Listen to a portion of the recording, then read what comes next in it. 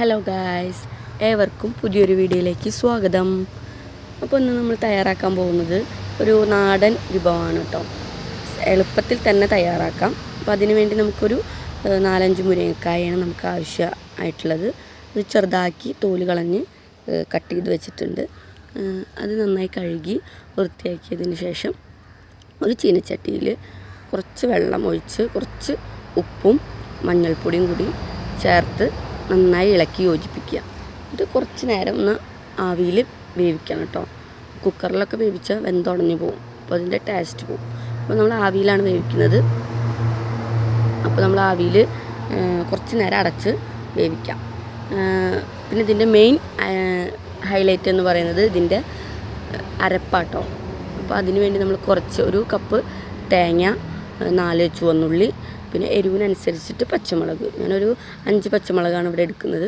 പിന്നെ ഒരു 1/2 ടീസ്പൂൺ നല്ല ജീരകവും, പിന്നെ ആ അരപ്പിലേക്കും ഒരു നുള്ള് മഞ്ഞൾപ്പൊടിയും കൂടി ആഡ് ചെയ്യുന്നുണ്ട്. ഇതെല്ലാം കൂട്ടി ഒന്ന് ഒതുക്കണം, നന്നായി അരയരുത്, ഒന്ന് ചതച്ചെടുത്താൽ മതി. അപ്പോഴേക്കും നമ്മളെ ഈ മുരിങ്ങക്കായ നന്നായിട്ട് വെന്ത് വന്നിട്ടുണ്ട്. അപ്പോൾ ഈ അരപ്പ് സെറ്റായിട്ടുണ്ട്. അപ്പോൾ അത് നമുക്ക് ഒരു പാത്രത്തിലേക്ക് മാറ്റി വയ്ക്കാം. എന്നിട്ട് ചീനച്ചട്ടിയിൽ കുറച്ച് വെളിച്ചെണ്ണയും അത് ചൂടായി വരുമ്പോൾ കുറച്ച് കടുകും വറ്റൽമുളകും കൂടി നന്നായി പൊട്ടി വന്നതിന് ശേഷം നമുക്ക് ഈ കുറച്ച് കറിവേപ്പിലയും കൂടി ആഡ് ചെയ്യാം. പിന്നെ നമ്മൾ തയ്യാറാക്കി വെച്ചിട്ടുള്ള ഈ അരപ്പും കൂടി അതിലേക്കിട്ട് ഒന്ന് ചെറുതാക്കി ചൂടായി വരുമ്പോൾ നമുക്ക് ഈ വേവിച്ച് വെച്ചിട്ടുള്ള മുരിങ്ങക്കായ അതിലേക്ക് ആഡ് ചെയ്യാം. സിമ്പിളായിട്ടുള്ളൊരു റെസിപ്പി കേട്ടോ. നമുക്ക് പെട്ടെന്ന് തന്നെ തയ്യാറാക്കാം, നല്ല ടേസ്റ്റുമാണ്. അപ്പോൾ എല്ലാവരും തയ്യാറാക്കണേ, എന്നിട്ട് ഫീഡ്ബാക്ക് പറയണം. നല്ല ടേസ്റ്റായിട്ടുള്ള സംഭവം കേട്ടോ. അപ്പോൾ നന്നായിട്ട് ഇളക്കി യോജിപ്പിക്കുക ഈ അരപ്പ് അതിലേക്ക്. ഇതിൻ്റെ മെയിൻ ടേസ്റ്റ് കിട്ടുന്നത് ഈ അരപ്പാട്ടോ. അപ്പോൾ നല്ല ഇളക്കി യോജിപ്പിക്കുക ഈ അരപ്പ്.